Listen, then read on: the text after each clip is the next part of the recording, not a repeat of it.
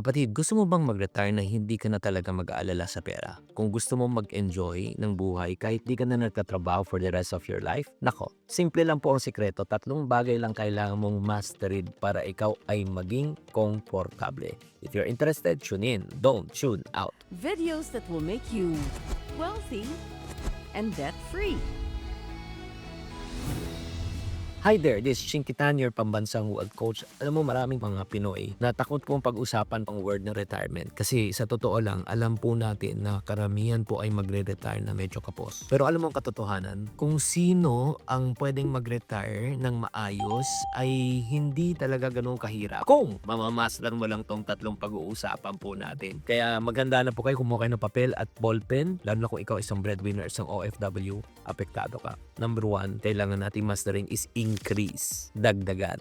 Ano yung dadagdagan natin? Dagdagan po natin ang ating naiipon at kinikita. Ulitin ko, dagdagan po natin ang ating iniipon at kinikita. Alam mo, sa totoo lang, kung wala kang iniipon, paano ka magre-retire? Kung hindi ka mataas ang income mo, wala kang pang-iipon, di ba? Kaya number one, ano increase po natin? Increase first your saving rate. Mas mataas po dapat na naipon natin kesa sa ating gastusin. Paano po natin yung savings rate? Like for example, mag-umpisa ka lang sa 5% na savings rate. As your income increases, you don't increase your standard of living and spending, but you increase your standard of savings. So from 5, naging 10, pag tumaas ulit, 15, tumaas ulit 20, i-increase natin ang saving rate natin. Chinky, madali lang sabihin yan pero hindi naman ganun kabilis ang pagtaas ng ating income. Okay, gusto mo mamagdagan ng income mo ngayon? Yes or no? Type yes sa comment section. If you say yes, ito yung diskarte. Spend less than you earn and do it for a long time. Makakasave ka. Una talagang dapat natin gawin para makaipon tayo, bawasan natin ang ating gastos. Halimbawa, yung pagkain natin sa labas. Minimum, personal may na 300. Times mo na 20 days, 6,000 naman times 12 months, 72,000 a year. So, ang gawin natin, instant araw-araw ko kumain, magbaon ka na lang. Di ba? Kung magbaon ka, 100 lang gagastusin mo siguro, hindi na 300. So, masasave mo 200 times mo ng 1 year. Nako, ang laki po na masasave po natin yan. Number 2, pag na-increase na natin ating savings rate at percentage, i-increase na natin ang ating income rate. Siyempre, pag mas mataas na po ang kita at kapag kumikita ka, ano gagawin mo ulit sa kita? Kailangan ipunin mo, palaguin mo. Pagkatapos na natin may ipon na tayo, ano gagawin mo sa ipon? Itong second thing that you and I need to master.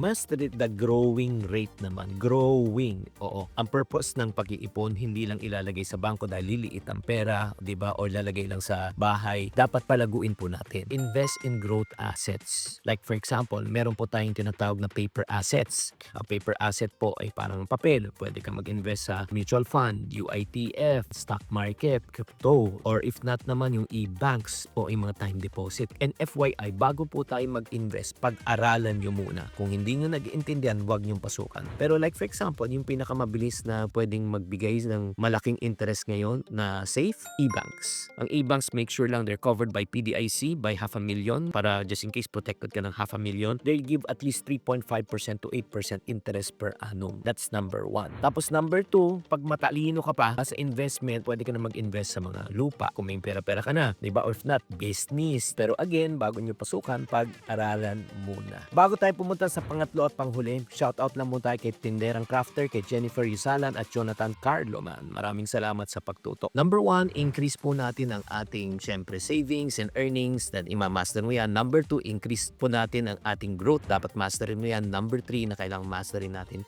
increase our time. Ha? Chinky, pwede mo bang i-increase ang ating oras? Yes, the power of long-term planning. Kailangan mag-umpisa ka na talaga mag-ipon ngayon at mag-invest. Bakit mo kailangan simulan ngayon? The earlier you start, mas malaki po ang pera na pwedeng kumita. Ang tawag po natin is the law of compounding interest. It's interest earning upon interest upon interest upon interest.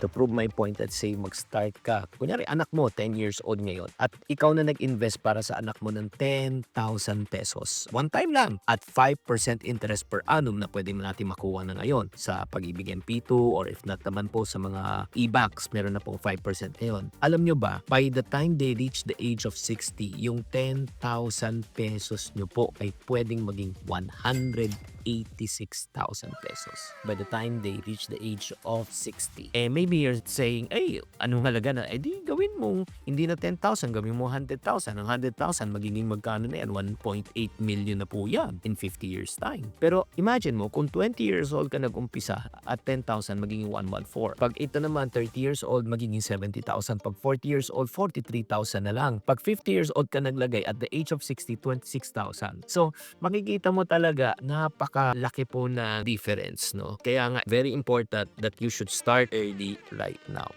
And then next also, syempre pag tayo tumatanda, plan for an uncertainty. Laging may unexpected expenses kaya dapat meron tayong emergency fund pag tayo po ay nagpaplano for retirement. And number 3, i-reassess din na natin ang ating goals. I-adjust natin ang plano depende sa inflation, depende sa lifestyle, depende sa economic changes. Kasi minsan may nangyayari po na hindi natin inaasahan lang, hindi natin control. Unahin muna natin ang ika nga yung mga pangailangan versus yung kagustuhan. Kaya mga ka-friendship, kapag hinintay po natin yung perfect na sitwasyon bago ka magsimula, baka huli na po ang lahat. Because the best time to start is now. Kaya nga, ano pong kailangan na tatlong masterin po natin mga kapatid para tayo makapag-retire comfortably? Mastering number 1, your increase of what? Savings and earning. Mastering number 2, your growth. Number 3, mastering and investing. Increase your time by using the power of leverage. Mga kapatid, hindi mo kailangan na maging milyonaryo para mag-retire kang comfortably. Kailangan lang ng tamang karunungan, tamang diskarte, at syempre tamang disiplina